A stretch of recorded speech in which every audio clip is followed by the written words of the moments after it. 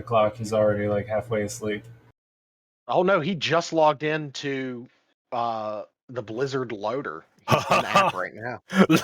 Liar! He's playing Diablo Immortal. That's fine. It's 8 o'clock. He's half a bottle of wine and 3 melatonins deep at this point. Wait, no! No, apparently he's not. Bleatness, are you sure? I have very big brain balls. Okay, he says you're smart. Yeah, so we can totally... Virtual eliteness works out very well. We can totally do virtual eliteness. I don't actually remember what all these buttons do, though. Maybe. Okay, that's a good one to remember. I remember what this one does. I don't remember what this one does. Don't try to fucking tell me I'm wrong when I'm fucking right. God damn. Okay, I remember what they do. I remember what the most important ones do, anyway. Yeah, so we are not... hello everybody, welcome to Church of Chonkwij podcast. My name is DrNiggle, I'm joined tonight by OmegaConstruct, Zero Burn. There's no Masami tonight because she has a raging headache after... She took a trip this weekend or something, so... Yeah. That's too bad. I was looking forward to informing her of the shit show that was the release of Diablo Immortal. Oh, I'm pretty sure she could read chat and get a small glint. she could endless raging. Yeah, the wall of textual vitriol that Fluffy just spat out, the likes of which would make Alex Jones envious. You know, they're putting fluoride in the water and they're turning the dogs gay. It started off, that's also how I find Alex Jones to be. He starts off on a very reasonable point, and then 5 seconds later, he's just completely batshit insane. And that is how the thinking behind Diablo Immortal, essentially. I was listening to, and just, you know, a bit of Alex Jones. They were talking, I was listening to Joe Rogan. It was sometime after he was on Rogan's podcast one time when he was talking about the interdimensional child molesters. Interdimensional psychic vampires. Yes, and you gotta be specific here. Gotta be specific. Interdimensional psychic vampires. I don't go into aliens. I don't do any of that stuff. When he got stoned on there, he looked dead smack at Joe Rogan and said, and was like talking about the vampires, and then he had his divorce proceedings shortly thereafter. Well, they brought up that podcast in the divorce proceedings, and he's told the judge straight-faced that he has to test the weed because George Soros, he has to check it for potency because Soros changes the levels of potency in the weed. I don't even know where to begin with that. Then, oh no, it gets better. He forgot his children's teacher's name, and he said, I had a big bowl of chili this morning, and that's why I can't remember. Seems reasonable. Yeah, so this, I mean, I assume that this completely works on his audience. I mean, why else would they keep on buying nutritional supplements from his show if they didn't think that he was a completely rational human being? Yep. Rational might be taking it a bit far, but... look, you and I are in agreement over that, okay? The dude's a fucking whack job, and I hate his guts, but, you know, obviously he has an audience. Whether or not rational is going too far. I mean, how a human being might be taking it too far, even. Yeah. I mean... I'm sorry. Biological dumpster fire. Dumpster fire with skin. Oh, shit. So, yeah. But, yeah. Yeah, that's where... dumpster fires. Yeah, exactly. That's where this is leading into. So, yeah, Diablo Immortal got released. And there's a fun lead up to this, actually. Omega posted the first article, which is that Diablo Immortal reportedly won't be released in Belgium or the Netherlands because of its loot boxes. Now, Blizzard did not actually say that they weren't releasing in Belgium or the Netherlands because of loot boxes. Blizzard said that they weren't releasing in the Belgium or the Netherlands because of complications due to marketing and distribution. Right. So Right. loot boxes. It's Got it. fucking loot boxes. We know it's fucking loot boxes. This is the same reason you can't get Lost Ark in the Belgium or the Netherlands, is because they actually have reasonable legislation that says this is obviously fucking gambling. You don't do fucking gambling in games. We want our cut. You pay fucking taxes, gambling. bitch. It's not even that it's gambling. It's that it's targeted towards children. Like, the real issue here is that games, not all games, I won't make a blanket statement here. There is an entire class of games, namely mobile games, that are not actually games. They are Gambling simulators. No, not even. If they were gambling and they were honest about it up front, that'd be fine. What they are tools that are designed to exploit the psychological tendencies of people, and in very, very specific ways, mind you. These, it's not like they just happen to figure out this thing. It's like these games are very specifically designed to exploit human psychological tendencies to tickle those same centers of our brain that addiction tickles. And they dress it up like a video game when really all it is a storefront for them to sell little dopamine hits. And they give you, like, these mobile games are the drug dealers that, like, the DARE program warned us about. Lying ass DARE teachers, yeah. Where they give you your first hit for free and then get you hooked. And, like, that's literally how these games work. Is anytime you start playing one of these freemium games, they give you all kinds of currency right off the bat. Like, they give you those little packages right off the bat for free, and then they, like, spend it on this in the store, and they give you a taste of how good it feels to just skip past the wait and skip past the grind and do all that. They're literally giving you the drug so that you can get a taste for it and get yourself hooked. And, like, it's horrific. They are pure and simple. They're not games. They are tools of psychological manipulation designed to extract money out of people that are dressed up as games. But really now, how bad could a loot box situation be in Diablo Immortal? I mean, we know that they're not in the Belgium or the Netherlands, but it can't literally just be like putting coins into a slot machine, can it? Well, how's this number sound for you? $110,000. Excuse me? Yeah, so That's how much. Yep. Moving on to the next article, Diablo Immortal is out early on mobile. And Diablo Immortal is out early on mobile. The game is available to download in the App Store. This was June 1st.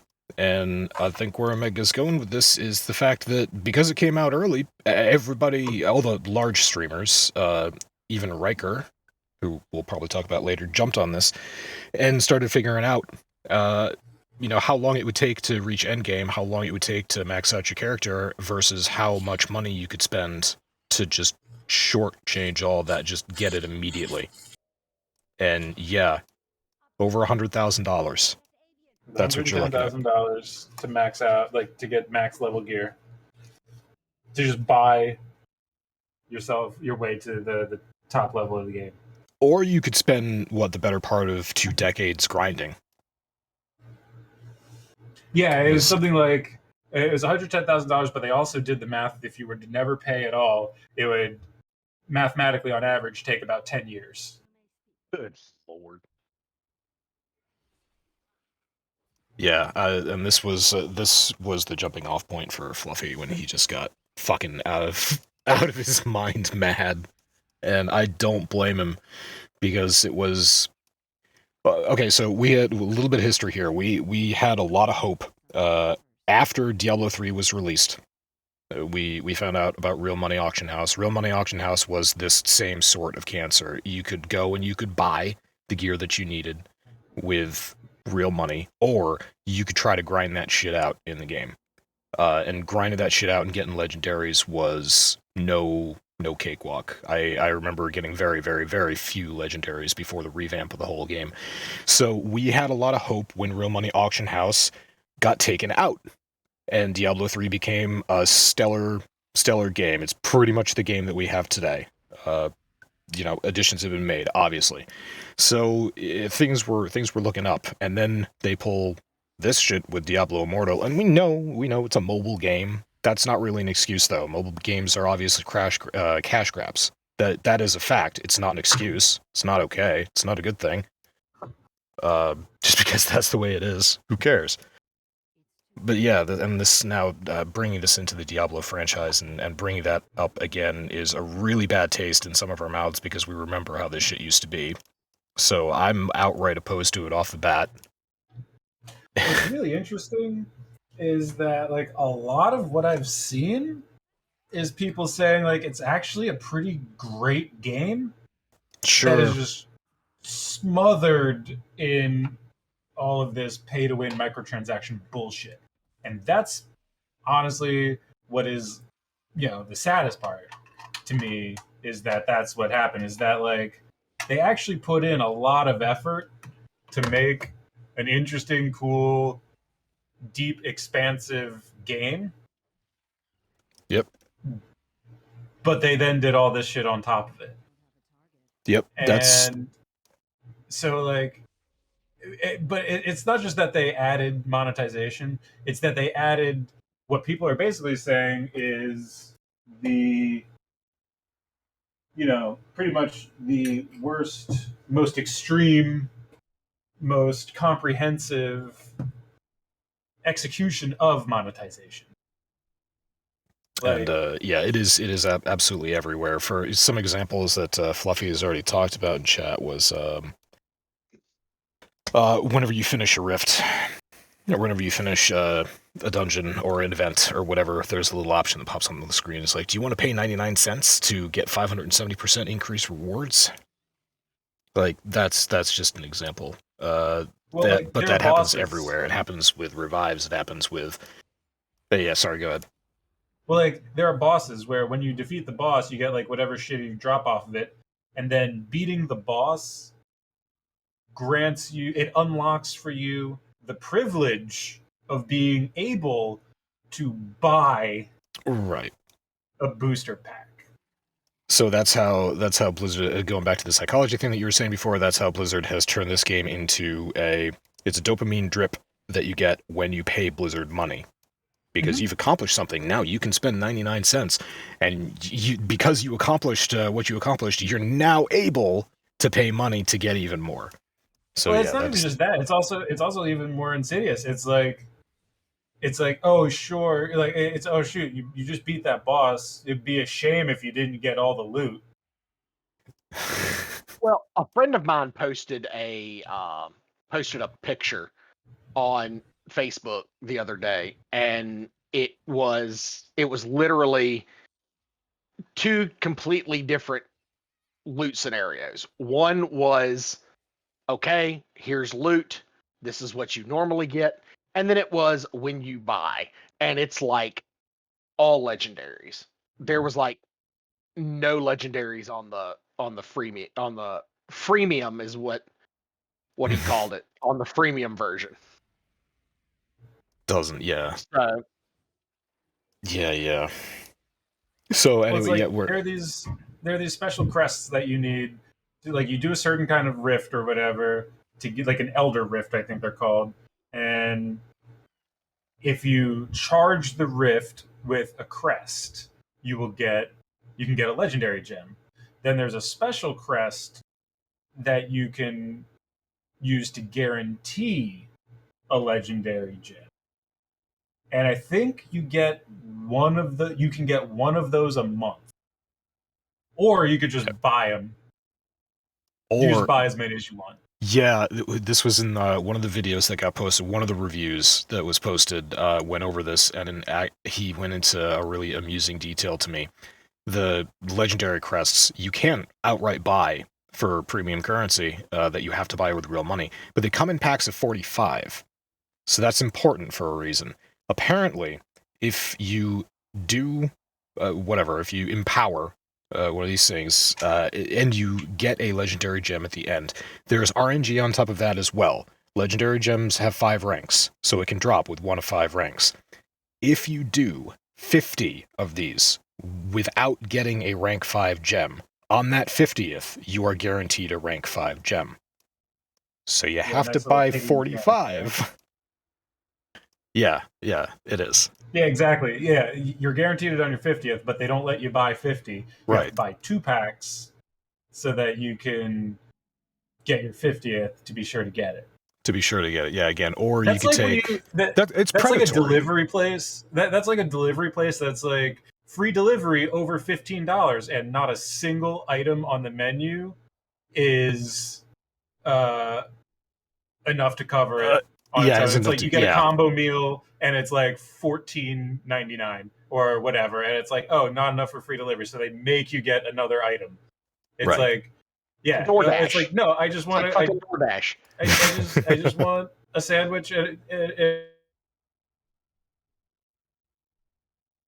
Yeah. Nope. Did we lose Omega? We may have. Your mic may have crapped out there. But no, I get what he's saying, because DoorDash does that shit all the time. It's like free delivery over $12. Okay, well, I just want a burger and a drink. Well, that burger and drink's only like $6. Right. Yeah. So this whole thing, while Omega sorts out the what I hope is just a benign microphone problem. Yeah, we're there is so much of this just goddamn all over the place in here, and I have nothing against free-to-play games charging money for glitter. That's exactly what Warframe does. Hey, we made it 17 minutes before I brought up Warframe. Nice, good job. I think that's a record. This is all over the place in Warframe. Warframe doesn't have any monetization like incentives. There's no, pay money to, do this service faster. There's no pay money to get this thing. Oh, yep, there, you're back. There you go. I was just gonna ramble about other games. Yep. Sorry, apparently my internet crapped out briefly. Oh, great. Oh, well, welcome back. But it seems like it's back. I remember some fun shit when that happened before, long ago. I was gonna ramble about Warframe for a little bit, and other free-to-play games where they're just offering glitter, and no problem with that, no problem with PoE, even though apparently, if Fluffy were here again, he'd rage about PoE, and just how playing the game is basically like getting punched in the dick repeatedly. Wait, hang on. Fluffy's on, isn't he? No, he's not. Oh, shit. What's really a shame, though, about Diablo Immortal is that, like, it's really just par for the course for a shitty mobile game with, like, bad monetization. Yep. And I think a lot of the negative reaction to it is coming from us console and PC gamers, like actual people, like actual video gamers, who have been playing games for a long time and have witnessed the transition from what gaming used to be, where it was people who were passionate about making games, to what it is today, where it is an exercise in squeezing every cent out of your customers. But if you look at the reviews online, in like the Play stores at least, like so there are some websites that are making some noise, and Metacritic actually, I think I posted a link about this as well. That Metacritic has like the Metacritic review from users ranks this as the lowest ranked Blizzard game like ever or something, or in like, the last whatever period of time. Yeah, it's Blizzard's third lowest scoring title that they've ever released. Yeah, but then you look at the app stores and it's above 4 stars, and a lot of comments are like, "This is a great game. It's fun." It's there are a lot of people who have never not played a mobile game. Like they've never played a not mobile game. So to them, this kind of monetization is normal, and just part of gaming. Okay, So that that's where we're in the weird situation here.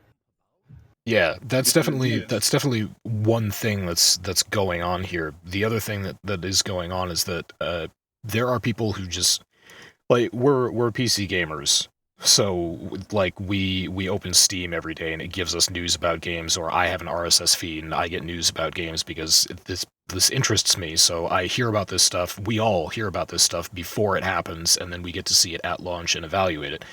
There are people who don't pay attention to that shit at all. A lot of those people are mobile gamers, and a lot of mobile gamers just like go looking for a game, and it's whatever is top rated or top advertised on the App Store, and they download it and they give it a try, and they're like, hey, this is pretty good. It's going to take people a while. That audience is going to take that audience, the mobile audience, a while to figure out just how heavily monetized the game is. So yeah, See, the score is strong now. I don't think that audience is going to care the way that we care. We care. They might not even because stick with it. We care because we are seeing a company and an IP that we loved Sure. growing up, turning into Pay to win garbage. the thing that we hate. That's what makes this so hard for us. But when you have people who are like, yeah, it's a pretty fun game. I don't know shit about Blizzard. I don't know shit about Diablo. Whatever. This is a fun game. It's cool.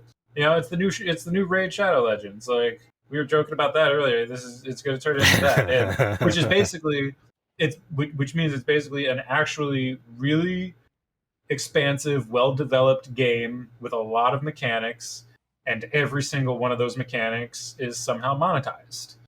Brought to you by time Raid Shadow gated Legends. and put behind psychological drives to spend money.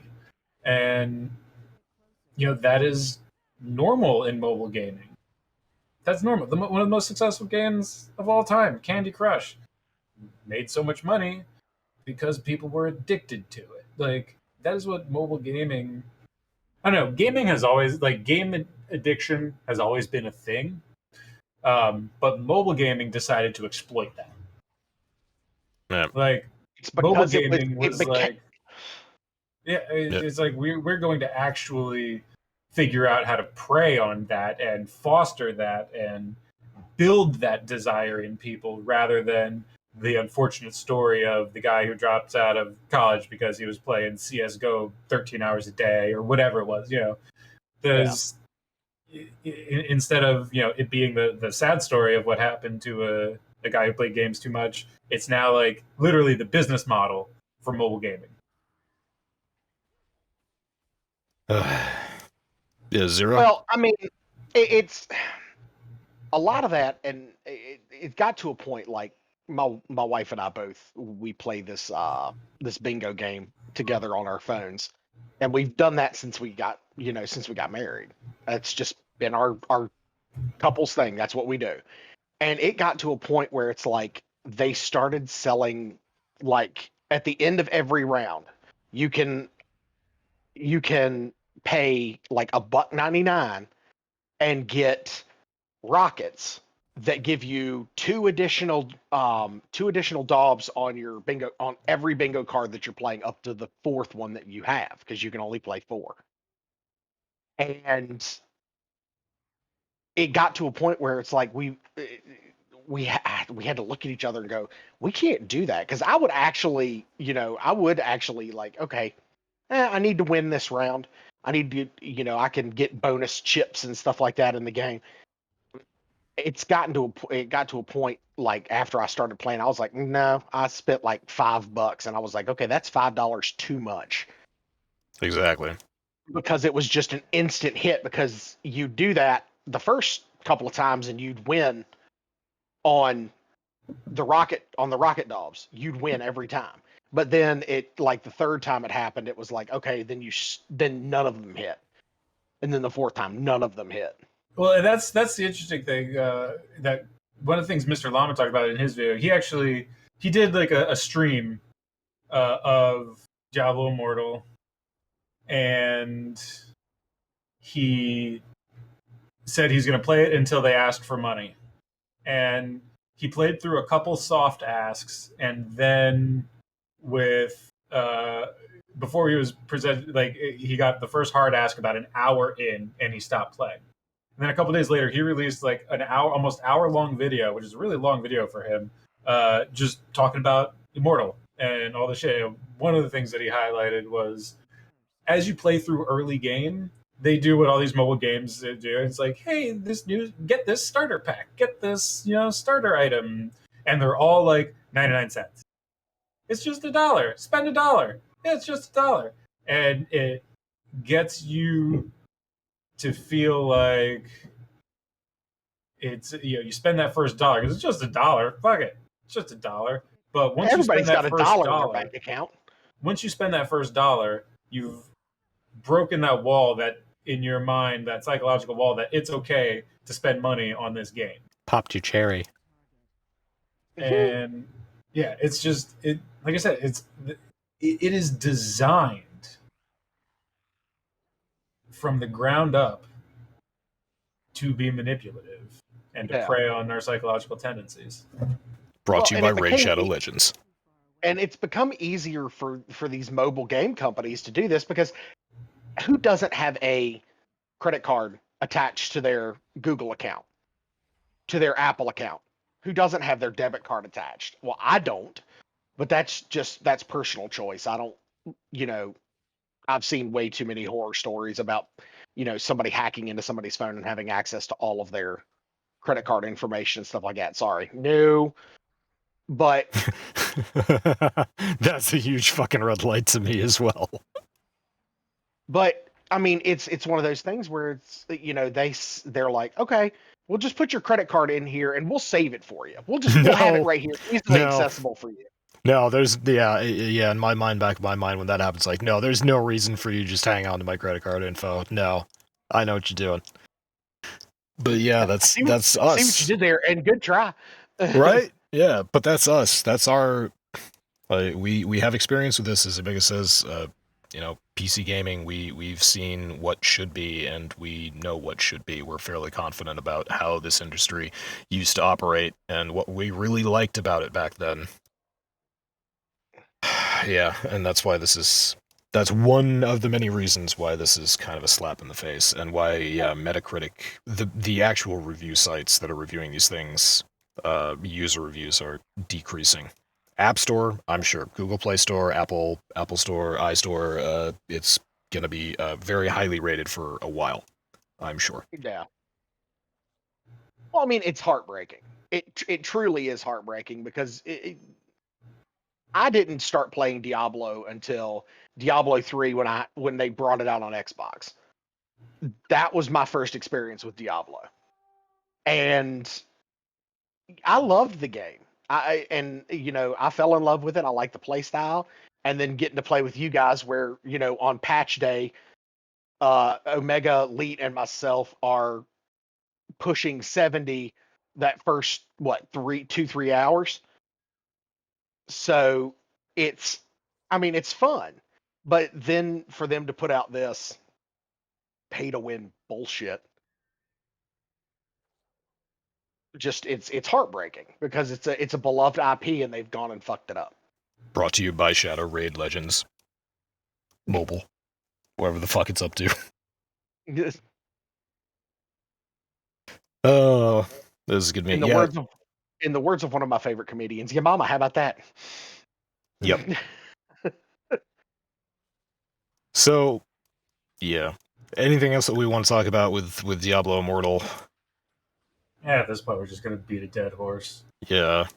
It was disappointing. We knew that it was going to be a mobile game. We knew that it was going to have transactions in it. I personally just had no fucking idea how extensive that was going to be, or how invasive the monetization was going to be to the gameplay as a whole. And yeah, grinding for 10 years to get top tier in a mobile game, no. Who are they fucking kidding? This thing's going to be, like, down the tubes in 5-6 years. Except maybe in China. Maybe it'll be huge in China for a long time. That's my guess.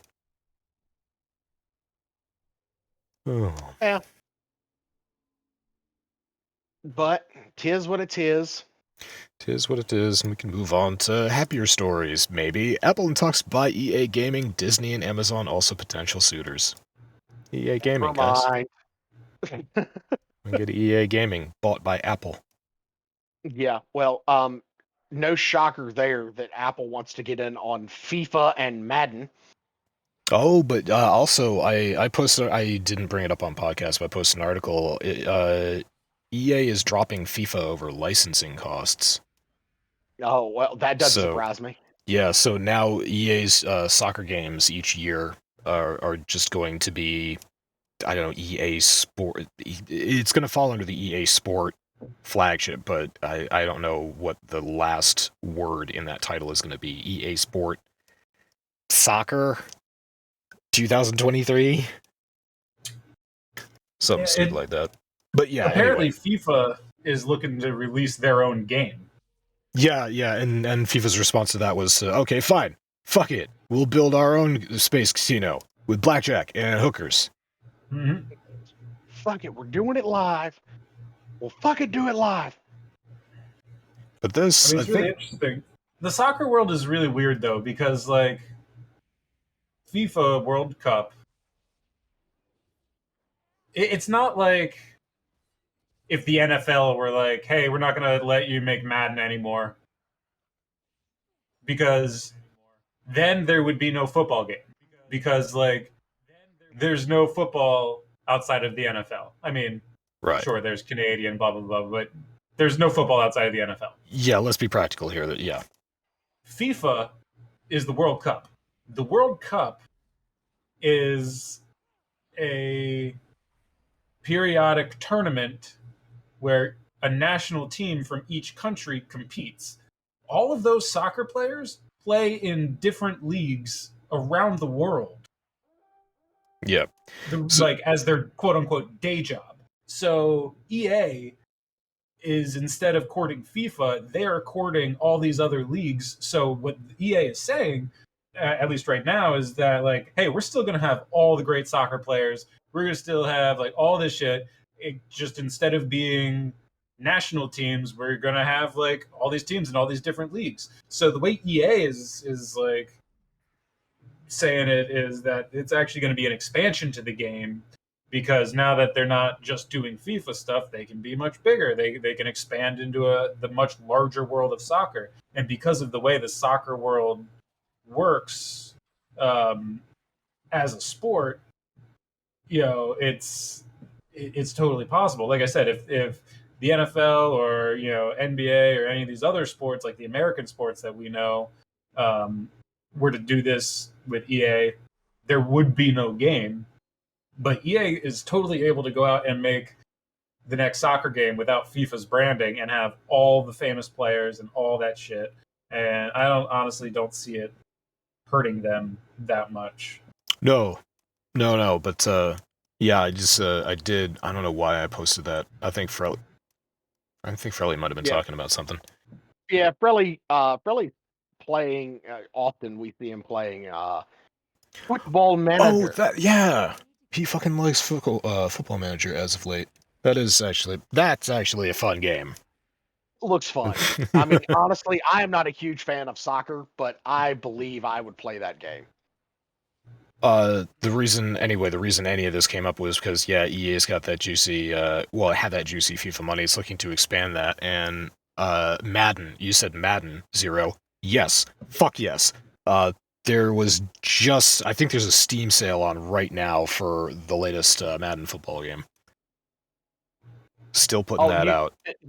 The Madden expansion? The 2022 Madden expansion? Yeah, something like that. All I know is that I saw that picture. I saw Madden football, and I saw John Madden right there, and I was just like, yeah, I don't know. It was one thing when Ubisoft kept slapping Tom Clancy's name on everything after he died, but that's just a name. They're using John Madden's likeness, and he's pumping out this football stuff. How long's he been dead? 2 years? 2 years? Not that long. Yeah, it's too soon. I think it's fine. And we don't talk about this because I'm kind of the only sports fan in the group, or at least the most hardcore sports fan in the group. Yeah. there's something called the Madden curse, which is for a long stretch of time. Is that when a football player gets their period? Yeah, every player who's been on the cover of Madden got a major injury. Oh shit. And like, there's also like no player who was on the cover of Madden ever won MVP the next year, I think, or something like that, or they never won a Super Bowl. Anyway, basically, there's in the sports fandom where there is much more of a crossover with sports games than we have in our group here. The Madden curse is totally a thing. So on some of the NFL places like the NFL subreddit and stuff, people are saying like this is. It's good that they have Madden on the cover because now nobody's gonna be affected by the Madden curse, and it's kind of funny. But like honestly, Madden has been plastering his name over this game series for his whole fucking life. He's made a ton of money licensing his name to it, and honestly, I doubt he would mind in the slightest that his estate, his family, is still making money with his big goofy smiling face on the cover of that game. I didn't think about whether or not the estate was making money off it. Yeah, that's the point. Oh, why do you think Tom Clancy's name is plastered on fucking everything? That was very deliberate. His son made some very good business decisions very early on. That's why that happened. Yeah. I mean, love it or hate it, yeah, they certainly dragged his name and its reputation into the world of cookie cutter shitty gaming instead of the authorship that he was known for. Hey, did you guys hear about Tom Clancy's The Division 3? Oh God, really? No, but we wouldn't surprise you, would it? No, it really wouldn't. It's about that time to hear that in development. But here's kind of how I feel about it, though. Like, he's dead, so he doesn't care that his name is being used like this. No one in his family is like still writing books or putting anything out under his name, so like they don't care what the name, has a reputation for in the entertainment world. They're making a bunch of money off of it. I'm sure to them it's like, fuck it. Yeah, go ahead. I'm gonna be an asshole here for a second and just ask you what you think about Gene Roddenberry's name on every single new Star Trek show. I mean, he got quiet quick. Well, I don't know what you mean. Like, his name isn't on any of the Star Treks. It is on Star Trek Discovery, on Star Trek Picard. It says based on characters created by Gene Roddenberry or based on Gene Roddenberry's Star Trek. Well, yeah, based on yes, but that's not like plastering Gene Roddenberry's Star Trek Discovery as the title page of the show. Oh, no. Yeah, I'm not going that far. I'm just saying, as far as, old names, old properties being linked with, like, new shit. The new shit not necessarily being better. The reason I thought about this is because I did read Tom Clancy books when I was in high school. I think I actually only read about so two many of in them. high school. I read Hunt for Red October, obviously, because you fucking know my history with that. I read dozens of his books in high school. So he put out like a lot of quality work, and then you fast forward to Tom Clancy's The Division 2, which I thought was it was lackluster. It was basically the same thing as Division 1, with a couple fixes and a bad setting. And I was just like, yeah, this is disappointing.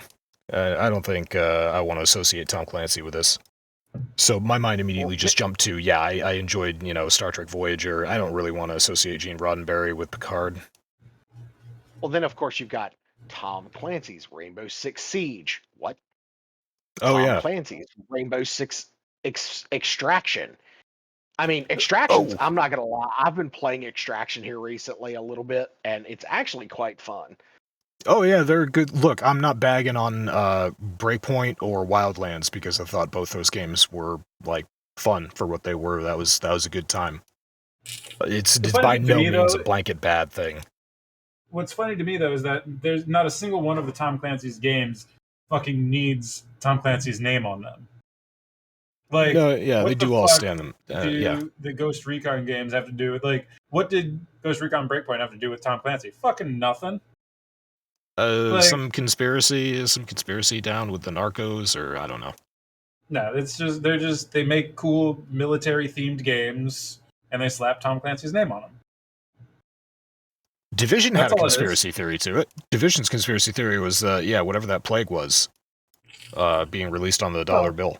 Yeah, there you go. Yeah, That was I a mean- conspiracy, technically. Any good, military / disaster / whatever needs a plot, and there's always some sort of conspiracy behind them. But I mean, as to my knowledge, none of the games with Tom Clancy's name on them, at least recently, have been like directly referencing or like informed by his books. I don't it's believe not so like either. Tom Clancy's Yeah. Rainbow Six was based on the book. It's a great book. If you like military fiction, Rainbow Six is a pretty damn good book. Like I said, I've read dozens of his books, but it's just a game. It's cool. A military special forces game. It's a mercenary on an island killing people game. It's whatever game they are. It's just let's slap Tom Clancy's name on it because we have a licensing agreement with his family. That's all it is. I'd also like to recommend Hunt for Red October. Either the book or the movie. If you watch the movie, you can watch Sean Connery do a Russian-Scottish accent. It's so good. I'm a Russian captain. Yeah, I'm a Russian sub-commander. How many men did the KGB put aboard my boat? Yep. Craig Ferguson does a great bit about that in one of his stand-ups. He's like, Sean Connery's not an actor. Sean Connery is a movie star. There's a difference. Sean Connery can play a Russian sub-commander. That's right. I'm a Russian sub-commander. Let's get on with it. You're just lucky I'm in this piece of crap movie. I was James Bond. A Scottish English guy. It's one of my favorite lines. He's not an actor. He's a movie star. Yeah, that was the other brilliant thing. That is why he's a movie star, is because James Bond is supposed to be British, canonically. No. Sean Connery waltzes in there and says, I'm doing this in a Scottish accent. Fuck you. It pulls it off magnificently for glorious years. Sean Connery was just absolutely epic. I love his work. May he rest in peace. It was really fantastic. And then later in life, he went on the Ellen DeGeneres show and talked about how it was okay to slap women around. That was with Barbara Walters. Oh, with Barbara Walters, you're right. Yeah, 60 Minutes. That wasn't quite so great. Well, that wasn't even later in life. That was like that was early old. It was like 1995. Yeah, that was like 90s Sean Connery. Oh, God, that's great. It was just like, yeah, sometimes you just need to slap her. And I think it depends entirely on the circumstances and whether or not it's called for. His PR team is going, no. well, but also, like, it was 95, long before social media and the age of canceling. So, Facts. He said that back then, and, people who heard it were like, well, that's shitty. Anyways. Right, yeah, he said it back then, and then, let's see, it took the internet until, like, 2015 to dredge that video up and plaster it on YouTube. Yeah. I mean, at that point, Sean Connery didn't give a fuck. No. He was very much... Sean Connery didn't give a fuck when he said it. That's probably true. Oh, man. I think that was the best thing about Sean Connery is Sean Connery didn't give a flying fuck about anything ever. It's also charming sometimes when William Shatner is the same way. Which is sometimes charming. Other times it's just incredibly amusing. Usually because it's such fucking cringe. Shit. Oh, God. Anyway, Apple wants to buy EA. So that's great. Man, it's really a shame seeing every gaming company get bought up into these massive conglomerations instead of just once upon a time game companies were just like, hey, we make games, we're a company that makes games. And now, like, every single one of them is a subsidiary of a subsidiary of a subsidiary of a subsidiary of one of 5 major companies. And this isn't like, okay, so this isn't a new thing, game companies being bought up. In the past, it's happened quite a bit. Eidos, THX come to mind, just bought up by larger studios. But that was the thing, they were larger game studios, and usually they petered out. They don't actually, some of the, I wish I could remember the one that bought THQ. Well, but even back then, when it was like 2K. 2K? Yeah, see... I think it was 2K because they took over the... And this is going to be so bad, and I'm such a fucking mark. They were the ones who picked up and started doing the WWE games, and THQ was doing the WWE games with Jax Entertainment, who was also bought up by 2K. So yeah, that's how 2K ended up getting the WWE contract. Right, but God, I'm a fucking mark. No, that's fine. Thank you, thank you for that. Genuinely, but that what I was gonna say with that is that 2K it's known as a big game development studio in the gaming world, but it's not anywhere on par with Apple. It's not anywhere on par with Sony. It's nothing like that. Now we're seeing like multiple enormous game studios. Like the EA used to be a titan. It used to be one of the big 3. And now we're talking about one of these getting gobbled up by somebody who is monumentally bigger. And yeah, it was EA, Ubisoft, and Activision were the big 3, were they not? Yeah. I mean, honestly, even that in those days, I was okay with it because then it at least was like gaming companies buying gaming companies to become a bigger gaming company. Exactly. Like, what the fuck business does Apple have owning a massive gaming company other than to make money? Like, that's the problem. When you see these companies getting bought up by these corporations, the only reason they're getting bought up, it's because these corporations see dollar signs. They see the profitability. They see a way to make more money. They're not doing it because they like fucking making video games. Remember the days when video games were made because people liked making video games, and so they made great video games? That sounds doesn't ridiculous. happen anymore. Yeah, that sounds ridiculous. I don't believe that ever happened. How dare you? You're a liar. No. I mean, look at Amazon studios. You think anybody at Amazon gives a flying fuck about making a video game? Do you think Amazon at any level, in any part of that massive conglomerated company, gives a fuck about doing what it does? No. They care about Take a look at New money. World.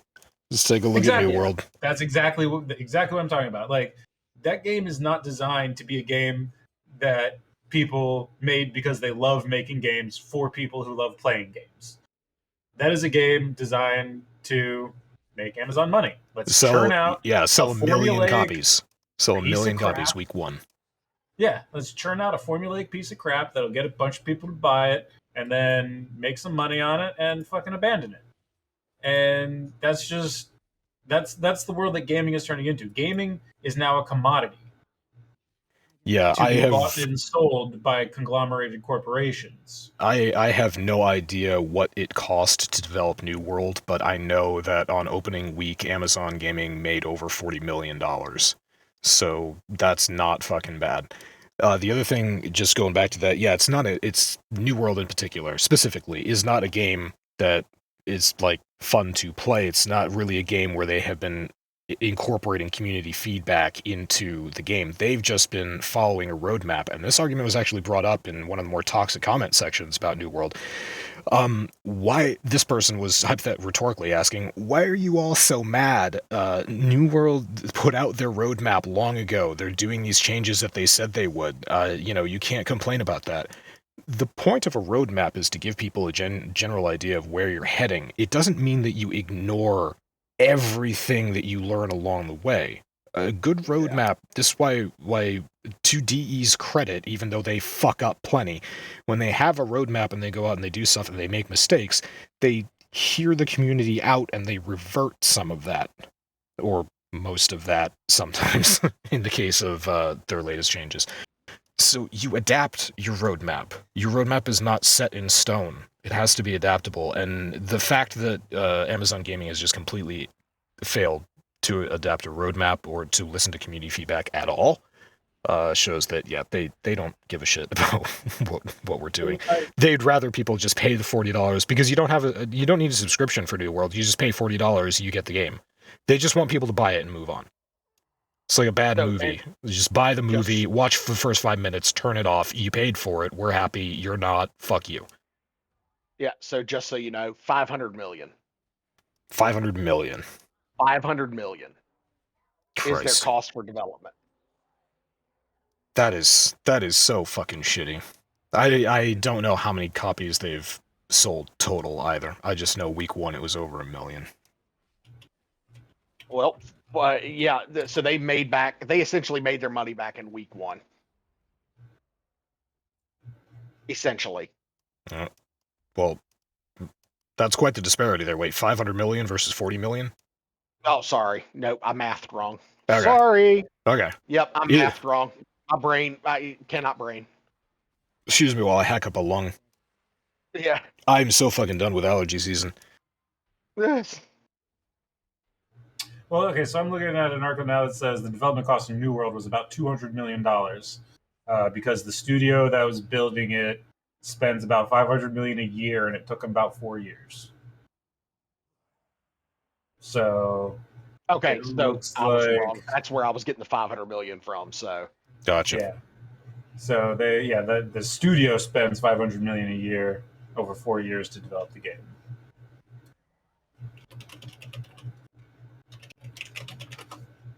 still though, that's a lot of fucking money. I was just trying. Yeah, I was. So they 25 million in sales in a November article. So I mean, 25 million at $40 a pop. You're looking at Nice chunk of change. it's $1 billion, Oh my god. right? I put the commas in the right place. 25 million times 4 would be 100 million times 40. Yeah. $1 billion. So they definitely made their money back. Yeah, and then To the some. tune of to the tune of $600 million back in November. Jesus. So pretty much immediately after launch, they were able to make a significant profit, and then they promptly abandoned the game. And to Amazon, that's a success. Of course To them, that is a success story. So they and the rest of the gaming industry see that as a viable way to make games. It's like the only people out there who are still caring about making games are these independent studios, and half those games end up in perpetual early access hell, and never get finished, or whatever. So it's gaming is in a weird place right now, man. It's 11-bit Studios that does Frostpunk, right? Yep. And I was just quickly trying to look up. Oh yeah, Klee Entertainment is the one that does Don't Starve and Don't Starve Together, and Oxygen not included. For 2 examples of game studios that they're small, they're independent, but they actually give a fuck about what they're doing, and their games are pretty consistently updated and developed, and also not outrageously priced.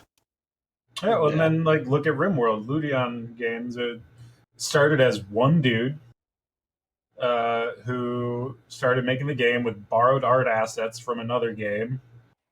Yeah, Prison Architect. And to this day, it's a single game company. That's all they make. They've obviously expanded their staff beyond just this one guy, but yeah, that is their game, and that's what they care about, and they still foster the environment, the community, and do all that shit. But that only exists on the small to medium scale nowadays in gaming. Like I don't think we will ever see a AAA game made for gamers again. And that's what I was getting to next was, even though I really enjoy Frostpunk as a city builder and, you know, storyteller, and I enjoy RimWorld. I haven't played it for a while, but I enjoy it, and I enjoy Don't Starve and Oxygen Not Included. I also really fucking enjoy City Skylines, and that is the type of game which is very complicated to develop, and it takes time and resources to develop, and I'm not sure that an indie studio could get away with developing a game like City Skylines. And what happens when Paradox gets bought up by... Who would Paradox get bought up by? Probably Facebook. Just because Paradox loves pumping out DLC, just trickling out DLC to keep keep the monies coming in. Well, we were talking about Paradox the other day. I'm pretty sure they bought like a game that we were talking about, Surviving Mars. Yeah. You did mention that. Really quick. Yeah, it was initially developed by Bulgarian studio Hymonk Games, later by Abstraction Games, and published by Paradox. And then a year after release, they moved from Hymonk Games to Abstraction Games, and basically like the developer of the game moved on, and then Paradox was like, okay, we're just going to bring in another developer and churn out DLCs. Yeah. So they just moved it to a different, moved the IP to a different group, and we're like, all right, guys, churn out some IDs, some DLCs, and that's what they did. And anyway, where I was going with this is, even though I do give Paradox a fair amount of shit because they do trickle out DLC, and in City Skylines cases, there are some things in City Skylines or there's some DLC for that game which should be in the base game, like the mass transit, all the mass transit options should be in the base game. Small things like that. There's other DLC that's perfectly fine. I can see it as an add-on. You got universities. There are already schools and universities in the base game, but now you can build yourself a campus with like specialized buildings. Neat. They did the same thing with airports. Airports are in the base game, but now you can build an airport with all these dedicated assets. Neat. So I give them a lot of shit, but trickling out DLC and in whatever way, and adding radio stations and crap like that is a good way to keep an active interest in the game and keep the development studio funded so that they can fix shit. So what happens when that gets bought up by Facebook, and Facebook doesn't give a crap about gaming, and they just want Paradox to turn out money? How badly does that affect shit? It's an aggravating thought to me. Of course, City Skylines is kind of badass as it is. I could imagine that game being popular for another, like, 20 years. Jesus Christ, Zero, what the fuck is going on your screen? World boss.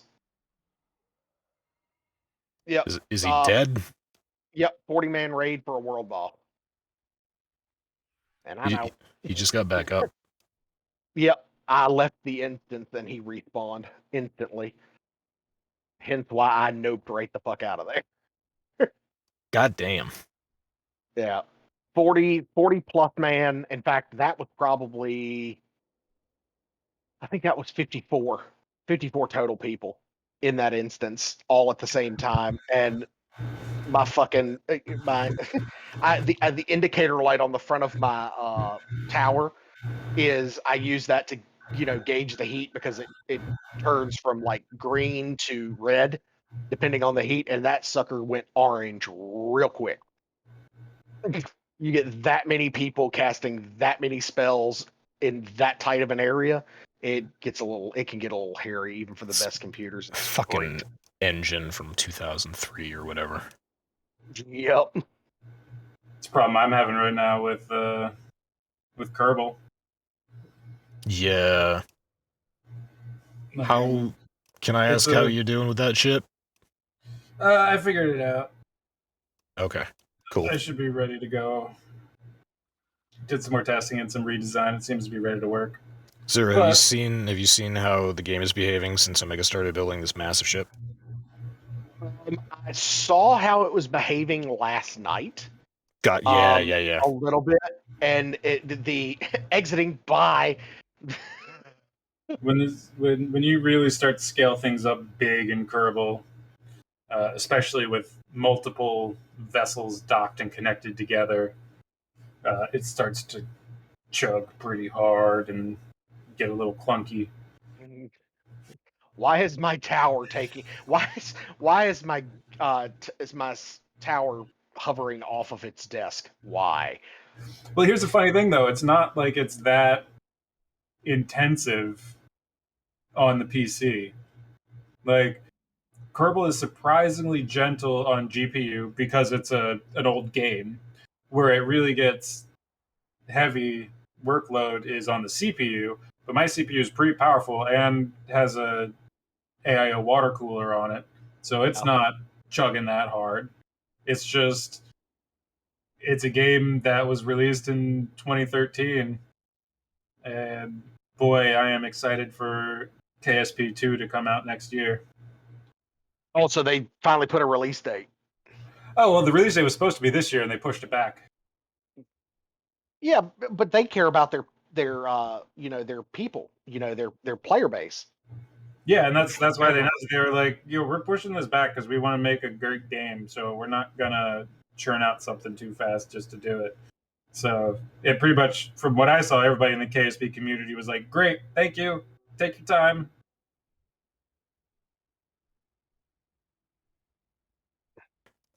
Speaking, there was a link in there somewhere, but I'm just gonna put this article up here because it's kind of fun. Larger than 30 terabyte hard drives are coming sooner than expected.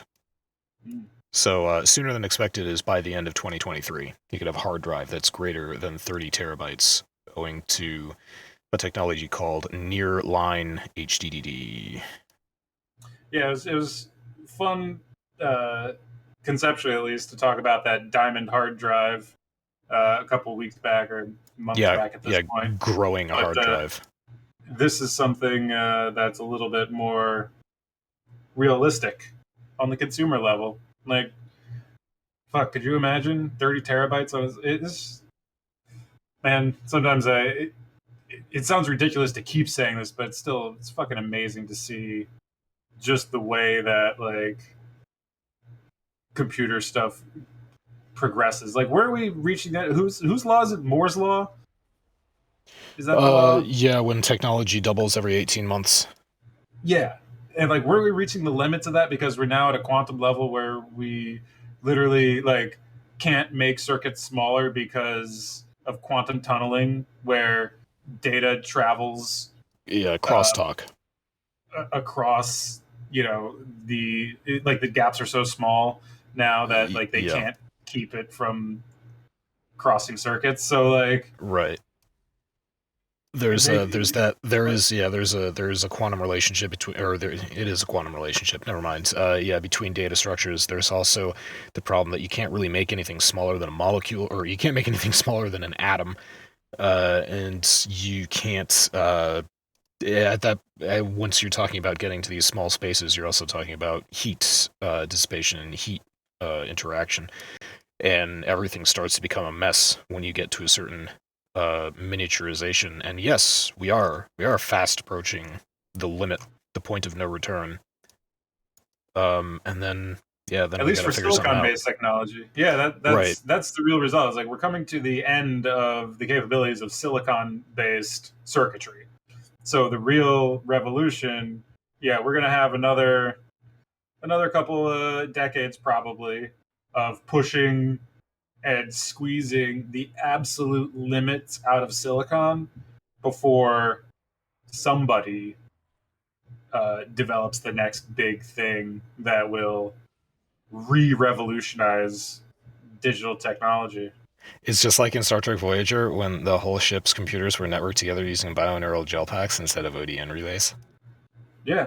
I mean, that's going to be the next revolution. Like, people are talking about, like, when we get brain implants and when we're getting, like, augmented reality and when is that shit coming? That next type of circuitry will be, I think, when the real dawning of that type of technology. Maybe. Oh, wait. It was supposed to be this one. Yes, I have very big brain balls. Oh, that lead us. It will be fun to see what comes next after Silicon, because yeah, they're already building shit on a level that takes an electron microscope to be able to see. I think the latest I saw was 7 nanometer dyes is what they're using. 5 nanometer. That was the big. That was the big. now. Yeah, that was the big news for I think the latest AMD processors. They're using a new molding. Yeah. Yeah, but like at a certain point, like I said, with quantum tunneling, it's too small of a distance between circuits that energy will literally just effectively teleport across the empty space between the circuits. Look, it started off here. It wound up there. We're not sure how. That. Yeah, that's all. Quantum. Things That's how it happened. works. Things That's how it occurred. works. Where's the fucking aliens or History Channel guy? Yeah. Quantum. Quantum. Oh shit. Anyway, yeah. So that's about it. I also pulled up the article where they shot a test dummy up to the International Space Station on the trial run of a rocket, and they brought along Jebediah Kerman with them, little stuffed Jeb doll. That made me happy. I thought that was cute. Jeb on the space station. Good for Jeb.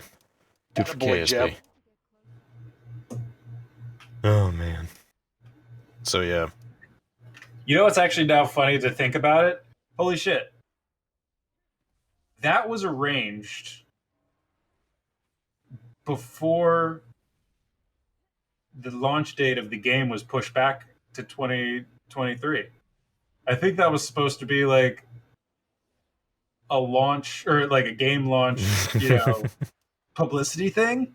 Now that I'm thinking about it, it seems like that was because hey, if the game was supposed to come out like Q3 of this year, sending Jeb up to the space station a couple months before the game's launch would be a fucking great advertising campaign. Yeah, that's good PR. It's good marketing. But it reminds me of you remember when the Halo game got released, and like I told you guys, I was at like a Walmart, and they had like a year and a half before the game was actually coming out. At this point, they had these Halo cross promotional Pringles. I don't remember that. I don't remember that either. Holy shit. I'm gonna look it up. I'm pretty sure I shared a link. They're called Moa Burger because Moa are apparently a bird in the Halo universe from some planet, and they're Pringles that taste like a burger made from this weird alien bird. Funny. And I was reading up about it, and I was like, why the fuck are these chips coming out? Because there's no, like, Halo's the game isn't coming out forever. And it was like, yeah, but they signed a deal to get all these fucking chips made.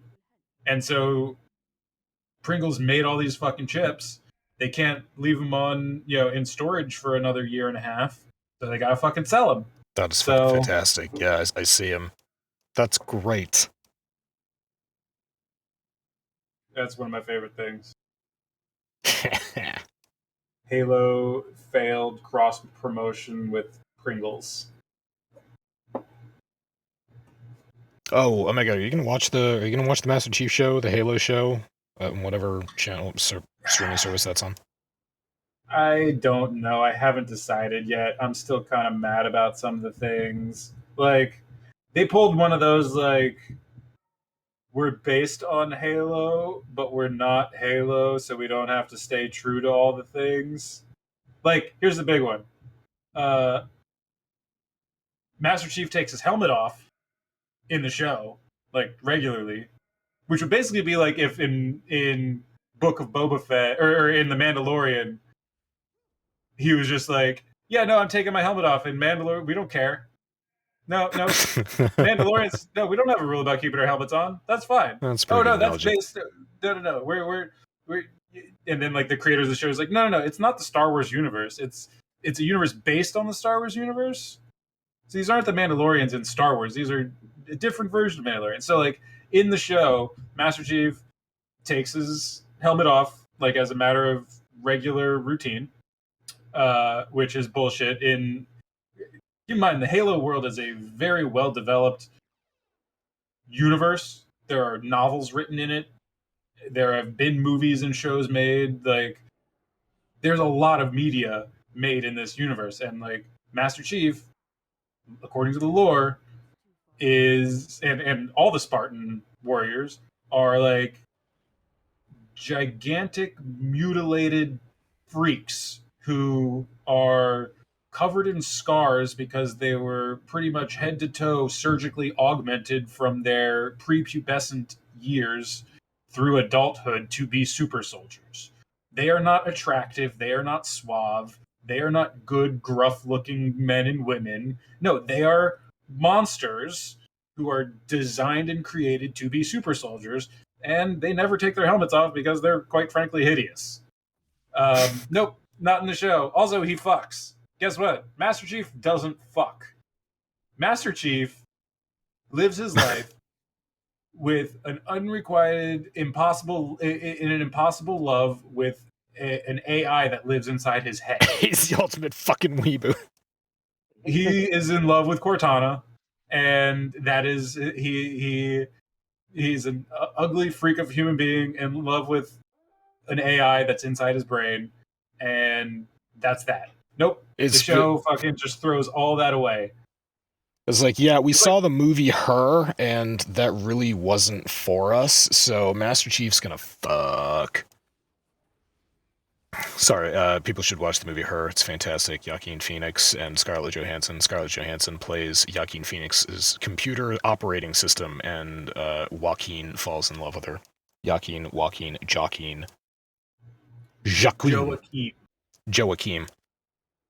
Yeah. But great movie. yeah, no, I get what you're saying about it. And yeah, there's a lot. You introduced me to a bunch of external Halo game culture, including Forward Until Dawn. And yeah, dude, there's Forward Unto Dawn is like a pretty damn fun movie. You want to make a movie that is a really. I watched that before I had terrible much knowledge of what the Halo games were like, and then you and I played a bunch of the Halo games together, and I can say that the movie, upon reflection, is a very respectful game movie. That it's obviously made for people who played Halo. I mean, it's good for people who've never played the game before, but it's obviously made for them because it's done right. It is, and also I believe on Netflix. Let me check. I'm gonna pull up Netflix right now and look. There's I think they also made like a Halo Reach something. I might be thinking of something else. There are a handful of 3D animated Halo episodes, we'll call them. Which I have somewhere. The Fall of Reach and Forward Unto Dawn. I don't think I've heard of Fall of Reach. They're not on Netflix anymore. I guess Netflix contract expired. Either that or people decided to jump ship. Okay, which one was Forward Unto Dawn? Yeah, by the way, Netflix still not doing great. You want to buy their stock now? Okay, yeah, Forward Unto Dawn is the one with the kids at the military academy. Yeah, that movie is Halo 4, Forward Unto Dawn. It is supremely... Well, I think it was a mini-series / series that is also a movie, if you remove the breaks between them kind of deal. Sure. But anyway, and here's it is remarkably true to the world of Halo, and they did it by keeping it simple. The story is, I mean, spoiler alert for the movie in case anybody wants to watch it. If you haven't watched the movie, go watch it. They're at a military academy, and it's just a bunch of cadets, and they are the main characters. Yeah, not the Master Chief. These cadets at a military academy are the main characters. Right. And at this military academy on this planet, there's like a giant space elevator there, and they're all like, oh yeah, we're students here at Space Academy, cool. And then, well, the Covenant attacks. And shit's going down, and like the planet is under bombardment, and Covenant forces land and start assaulting the military base and the academy, and Master Chief shows up and saves these kids, and like, you know, that's basically the story. And like, guess what? That sounds a lot like a fucking mission in Halo. Yeah, except for you're you get viewing it Cortana from in your someone head. else's. You're viewing it from someone else's perspective, and Yeah. the value of viewing it from someone else's perspective is that you get to know the people who Master Chief is here to save, and you actually care that they get saved by Master Chief. I mean, I can totally imagine hearing in my head Cortana saying, "Chief, the academy is under assault. We need to get there soon and save as many people as we can." And then you show up and you find like a group of, you know, 4 kids who happen to be like the last survivors, huddled in a corner as elites are stalking them, and you run in and murder the elites, and they're like, "Kids, come on, let's fucking go!" And you fucking extract them and hop in a warthog and drive away super dramatically. Like, Come that with sounds me like if you want to live. that sounds a lot like a fucking Halo mission, and they turn that into a movie, and it's great. And I'll say this at the end of the movie. They are all in the helicopter, whatever it is, flying the helicopter plane, the special whatever is that they're called, and there are two They're just called dropships. dropships. There are 2 Spartans there along with Master Chief, and those Or 2 no, Spartans. Pelicans. Right, they're Pelicans. Okay, they're in the back of the Pelican riding off, and there are 2 Spartans who came along with Master Chief on this adventure. They do take off their helmets, and they look exactly like Omega described previously in this conversation, but Master Chief never takes his helmet off. Master Chief never takes his helmet off. I learned that from playing the Halo games with you. In one of the games, I believe he gets his helmet knocked off and he's knocked unconscious, and like when he wakes up, he immediately picks up his helmet and puts it back on. There you Like, go. I think in the games, that's as much time as Master Chief spends without his helmet on. Fun fact, his name is John. Of course it is. It's John, and there's a number after it. John 117. There you go. Yeah, and then... So you're not going to watch the new Halo? You know what Halo doesn't need? Halo doesn't need Master Chief to fuck. It doesn't need drama. It doesn't need a love story. It doesn't need romance. All that is like, hey, we're making a TV show on a streaming service, and our metrics show that if you have scenes with tits and people fucking, more people will watch the show. Or you make it about the people around Master Chief, and those are the characters who do have the drama, and they do have the romance. They're like the scientists maintaining him, or like the soldiers that he's around while he's going on missions, and he's just sort of like this observer. That Dude, I would actually be cool watching a show like that, just having, because Master Chief obviously did not have a childhood, and he's built for war. He knows war. He knows obtaining objectives, and just dominating the battlefield. So he has to like navigate the waters of human behavior in between kicking ass with lots of explosions and kick-ass fighting rockets with action missiles. I'd watch that. But yeah, I hadn't actually realized that in this new show, Master Chief gets full buck naked and plows a chick. That's something. I'm exaggerating that, but yeah, that's something. Yeah, I don't know the degree to which the nudity or the but it bothers me when to a smaller degree. This is what happened when the Lord of the Rings TV show came out on Amazon, and the dwarf women didn't have beards. What the fuck? Yeah. Like, Tolkien pretty explicitly stated that dwarf men and women are pretty much indistinguishable. Beards. They have beards. There's a picture of somebody's wife shown in, I think it's one of the Hobbit movies, and she has a beard. But like, even in the Hobbit movies, I'm pretty sure the lore says they're basically indistinguishable. They're just as muscular. They're just as bearded. They're like, that's what I remember. I might, there's been a lot of versions of dwarves in, pop culture, so I might be confusing it. Yeah, many different fantasy worlds have dwarves. But in Tolkien's world, yeah, dwarven women have beards. And then the Lord of the Rings show comes out, and they release this promo video of a dwarven woman, and she doesn't have a beard. And I am infuriated, because that's because that's the most important thing in the world. That's the way that Tolkien intended it. But see, like, that's a small detail. But like, it is. When you make a Halo show and you completely change the nature of Master Chief Like, yeah, then it's come not on. really a Halo show, is it? I mean, call it It's something just one of else. those. Call it Super Yeah, Soldier exactly. 5000. Just give it a fucking name. You know, it's like the new Star Trek movies. Call them just Kick-Ass Action Space Movie and Kick-Ass Action Space Movie 2, the sequel. I Fucking probably call it would have whatever you enjoyed them want. more. Hell yeah. Hell yeah. They were great action sci-fi space movies. You know what? Star Trek isn't action sci-fi. You got to tell that to William Frakes. Like, yeah. Riker can go fucking suck an egg.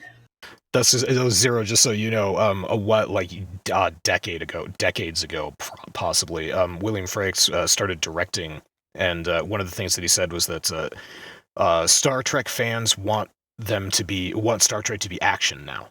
And that was actually like something that he said during an interview, and that's the most telling thing that I've got to describe why he's the wrong person to be directing Star Trek. Well, and the real shame of it is Sure. that like the right way to say it is the larger audience wants to see action movies right now. So we're making an action movie. But Yeah, like people who like Star Trek on the other, fans right? are fans of Star Trek. So why would Star Trek fans want you to make Star Trek into something Star Trek is not? The people who want you to make Star Trek into something Star Trek is not are the people who are not Star Trek fans who want you to make it into something different. People who are fans of it are happy with what it is. That's why we're fans of it. Were. Yeah. Anyway, yeah. So Well, I mean, and you know, it's funny that you bring that up. You know, people want Star Trek to be action. Yes, and I also and 50% of Americans also love to have their balls stepped on, but is that not true? everybody enjoys doing it. That's an amazing statistic, and I heard it on the internet, so it's true. I was gonna say I just made that up, so if it's true. That's fine. More power to me. 70% of all statistics are completely made up on the spot. There you go. Wait, I heard it was 80. Oh my god. Also I watched the new Crisis movie with Tom Hollanday sauce. Tom Wait, what Holland. movie? Crisis. No, not Crisis. Sorry. Blah, blah, blah. Why the fuck can I not? Far Cry. Why did I think Crisis? Oh no, you're thinking Uncharted. Uncharted. Thank you. The movie that's based on Far Cry. Wait, what? It's not just never mind. I'm so lost, I know. and I'm here for it. So's the neuron in my brain that's searching for information on what movie I saw. Yeah, so I saw Uncharted, and maybe not a terrible movie. I don't really remember I think I only played one of the Uncharted games. I don't remember a terrible lot about Nathan Drake or about any companions that he had in the game that I played. But basically, this is just a movie full of people who are screwing each other over. And Tom Hollanday sauce just keeps on taking it. He just takes it to the gut. So that's pretty much the thing. Call him Tom Hollanday sauce. That's it's no disrespect. It's just how I start saying Holland, and I want to continue it with Hollandaise sauce because it's so fucking good. For it. But here's the thing, the problem. Until recently, I don't know Tom Holland. I don't think I know Tom Holland from anything but Spider-Man from Marvel movies. And so I did a little bit of research into this, and it turns out that he has actually been in a couple movies that I've seen as a side character. He was in a movie called The Way I Live Now, which is a pretty good movie that I'd recommend people take a gander at once. But I've never really seen him in a lead role other than Spider-Man, and so I'm not sure if he was cast for Spider-Man because he's such a terrific actor to portray Spider-Man, or because he is just the type of person who nails the role of Peter Parker, and we're just going to be watching Peter Parker for the rest of his career. So I haven't found a movie to sort of break that, or to answer that question. Is he a good actor, or is he just the embodiment of Peter Parker, and that's why he was such a good Spider-Man? Anyway, yeah, I watched watching that movie was like watching Peter Parker navigate around the world, and half the scenes I was just like, well, just fucking shoot a web. He is a good actor. Do I think he's going to be able to get away from the role of Peter Parker? No. What's That's like- another what's it's a like movie Robert- that where he plays someone? Yeah, what's a movie where he plays someone that is so disparate from Peter Parker that I can watch, where he's like something. Recommend something to me, I will watch it. You should watch that video I just posted in Discord. All right, I will. After. Oh no. See, YouTube recommended that to me once, and I was stupid enough to click on it. It was brilliant. He does such a good job. He really throws himself into the role. It's true. His original background is actually as a dancer. I didn't know that. That's why he was so fucking amazing on Celebrity Lip Sync Battle. Oh gosh. I mean, look, it's not that he doesn't look great in a corset. Or actually, he doesn't have a corset on, is it? That's just a vest. He is svelte. And the tights. They fell. Yeah. The word means, but it makes me giggle. Oh my god. I mean, to me, the craziest thing is that he is actually a good dancer, which is really what makes this video so incredible. Yeah. I mean, really fuck does. me. If you saw, earlier, where Christopher Walken does a fantastic job dancing in the Fatboy Slim video, but if you see his work from before that, he is also pretty fucking excellent. Can't wait to see him as Emperor Shaddam IV. Everybody loved Christopher Walken. Everyone does. He's so fucking charming. And he's a triple threat. So there you go.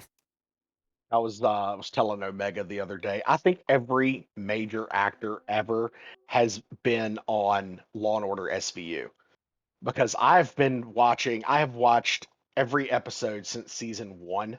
I've been just going back and watching because it's something to keep on for background noise during the day while I'm working. And I will tell you what, every fucking major actor has been on SVU. Bob Saget was on there. Edward James Olmos. Edward James Olmos. Was he on there? I'm going to start naming off celebrities, so you just say yes. Well, maybe. I don't know. God, who is Edward James? Lance Riddick is on there. Lance Riddick, okay. Kevin Bacon. Yes, actually. Mary Stuart Masterson. No idea. But Robin Williams was. Fuck yeah, Robin Williams. Robin Williams, actually, I think that was after his role in that movie. Oh God, what was it? 40 millimeter or something like that. Or 30 millimeter, whatever. Oh that movie no, was. you're talking about the guy who worked at the photo. It was 12-hour photo, wasn't it? I think so, something like that. It had something to do with photography. Yeah, he worked at a photo development station at a drugstore or something like that, and he was developing pictures of Julianne Moore and her family. Yeah. Yeah, that was twisted. God, he was in a lot of really good movies. Oh, Edward Norton. Was he on SVU? Edward Norton. Yeah, I think Edward Norton has been in SVU. Okay, now, Jon Stewart? I don't know. No. Shit, no, if you got Jon Stewart, then you got not. everybody from Death to Smoochie. Oh my God, that movie is so great. That's a fucking excellent movie. That's one of my favorite Robin Williams movies, actually.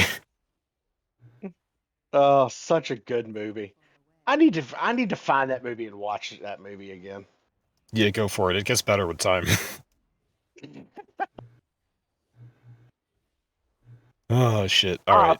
Apparently, and this just came out the other day. I saw in the rumor mill that Disney is wanting to get Johnny Depp back for more Pirates movies.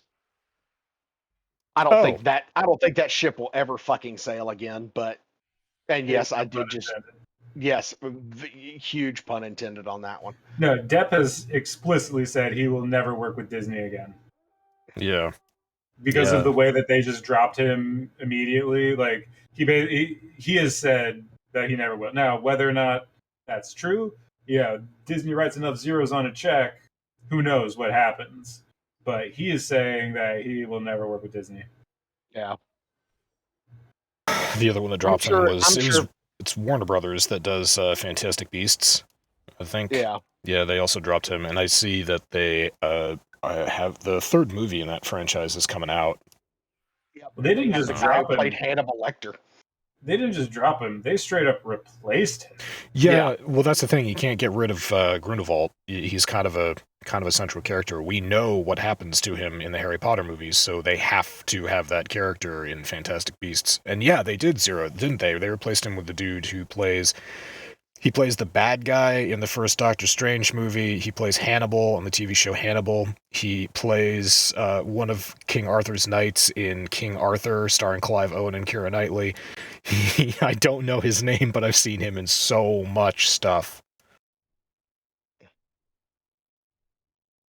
He's like one of those actors. He's in everything, but nobody knows his name. And he's good. He's consistently good. He's also a working actor. Oh, he's also the bad guy in Casino Royale, the fucking first James Bond movie with Daniel Craig and Eva Green.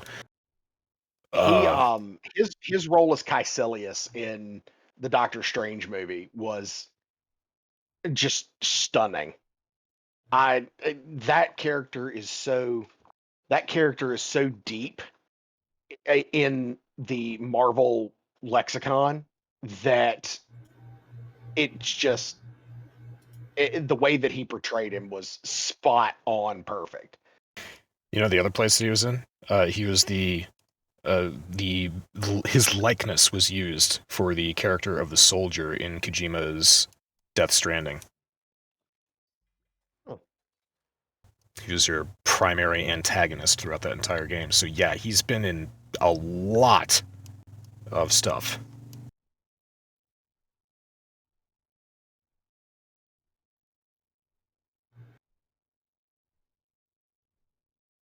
His name is Mads Mikkelsen. I know that guy. Mads. I should be able to remember a first name like that. His name is Mads. Let me see where I've seen him from. Oh yeah, he's done a lot of stuff. Yes, he is low-key one of the most famous people. Wait, there's an Indiana Jones 5 coming out next year. Does it star Harrison Ford? I don't know, but he's in it. Oh my god. That would be fantastic if they defrosted Harrison Ford again. He's in it. He said he'd never do. Okay, fine, whatever. It doesn't matter if he said he's not interested in doing an Indiana Jones ever again. If George Lucas backs a dump truck full of money up to his house, he'll do it. Who wouldn't? He was in Rogue One. Of course, yeah, he was. Yep, and the new Star Wars movies.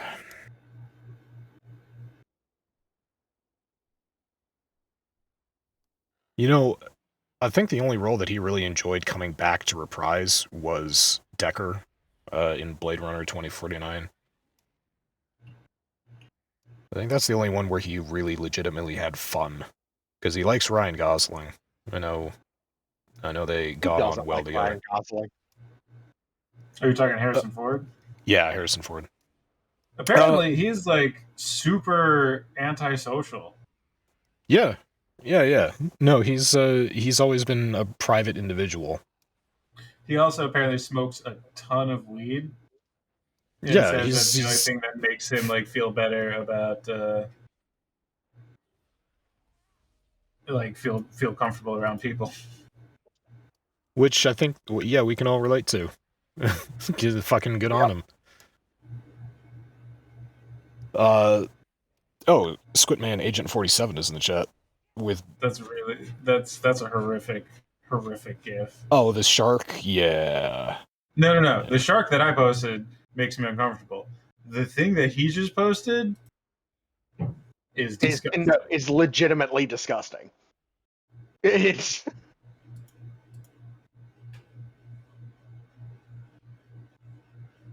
like I can hear that gif. Yeah, that's bad.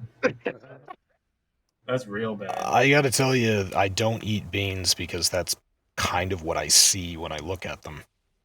I love beans. I love me don't. some good old baked beans. That's. I can tell that these are like British beans, though. That red sauce. These look like some really boring like Heinz beans that British people like to eat. The ones in the shark gif, those are baked beans. That gif from Fluffy is definitely some crappy British Heinz beans. Linus, does Linus like, like British beans at all? Maybe. Okay. Would you like to elaborate on that? No! Okay. But my question is would he put his penis in it? I would put my penis in it. Yep. See. All you got to do is ask the question. Oh, good times. Oh wait, should we wrap this up, Linus? Maybe. Yeah. Okay. That's yeah, going on an hour and a half now. I have to stop looking at that GIF because that's getting to me now. Thank you everybody for coming along, and we'll be here same time, same place next week. Fuck Putin, and Masami, we hope you feel better. Yes, feel better. And fuck Putin. And fuck Putin. Bye. Da, da, da, da, da.